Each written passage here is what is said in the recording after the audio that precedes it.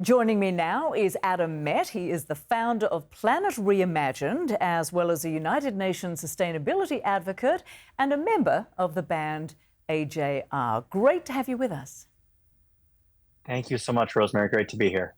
So, Adam, you have been campaigning for Kamala Harris and Tim Walz, meeting with students on about 24 college campuses across about 5 swing states, and you've also been reaching out to young voters online and through phone banking. What are most of these young people saying to you about how they plan to vote and what issues are motivating them to get out and vote? It's been an incredible experience seeing students across all different campuses, across all different swing states. The energy is palpable out there right now. One of the most important things that I've seen is that a lot of these schools offer things like early voting and same-day registration.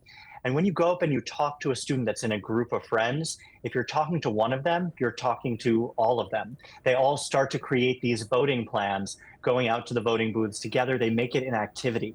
And historically, voting felt like an obligation to a lot of people. It felt like something they had to do. It felt like a responsibility. But now, more and more, we're seeing voting on these college campuses be something fun.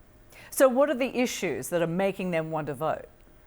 Absolutely. So the issues are really all over the place. And in many states, we see climate as one of the big issues. We also see the economy as a big issue. We see immigration as a big issue. But I am a climate activist and I work in climate policy. And a lot of the times when I'll talk to these students, I'll talk to them about climate as an everything issue, because climate touches all of the different issues that people care about for this presidential election. Whether it is immigration, we're going to see the largest number of climate refugees during this next presidency. Healthcare is a big one for people.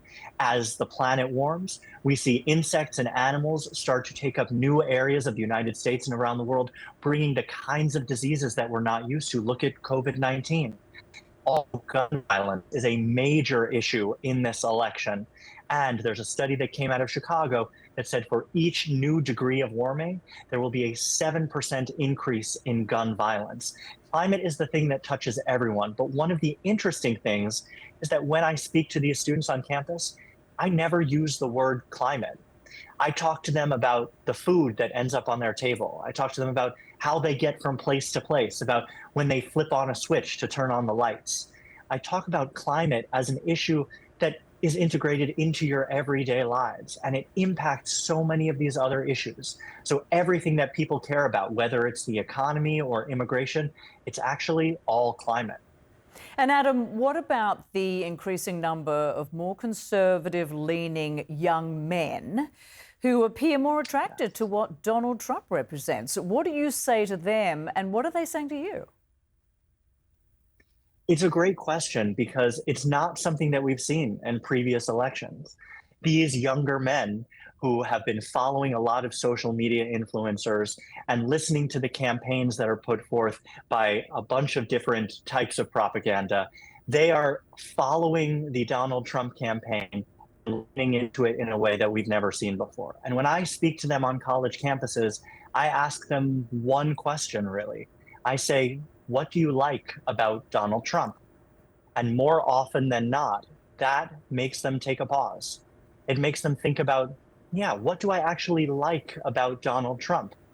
And a lot of the times they're attracted to the energy. They're attracted to what their friends around them are thinking, and they don't really put the time and the effort in to do the research. So when I say, what do you like about Donald Trump?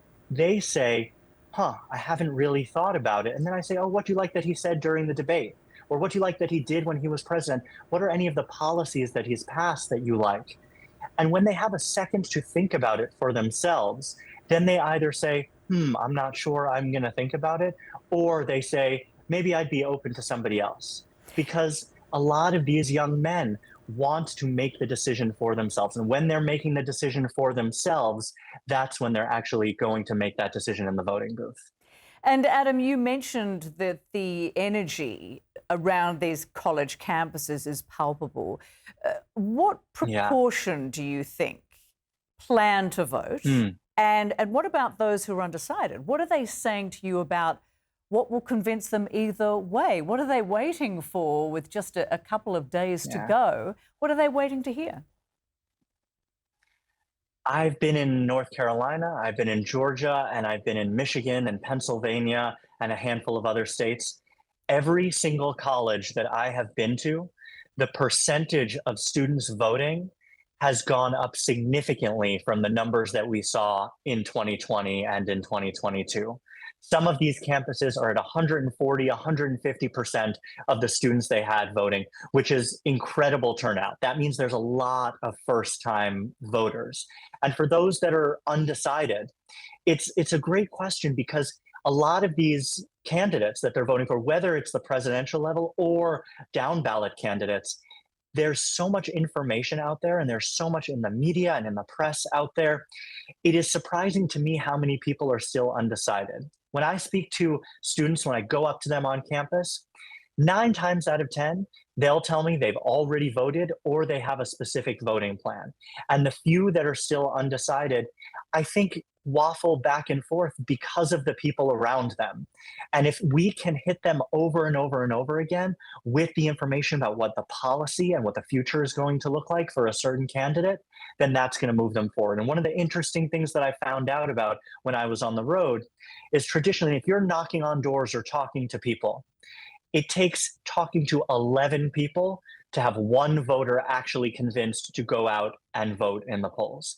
11 to 1. So the number one thing that people can do, getting their friends to do, students can to do, is to go out and knock on doors, talk to their friends, send text messages.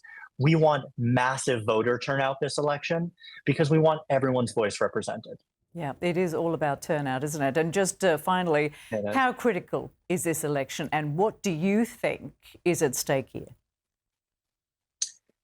As a climate activist and someone who works in climate policy, the climate is at stake in this election. During his last presidency, Donald Trump separated us from the Paris Climate Agreement. He rolled back hundreds of environmental policies, and that contributed significantly to the great effects of climate change.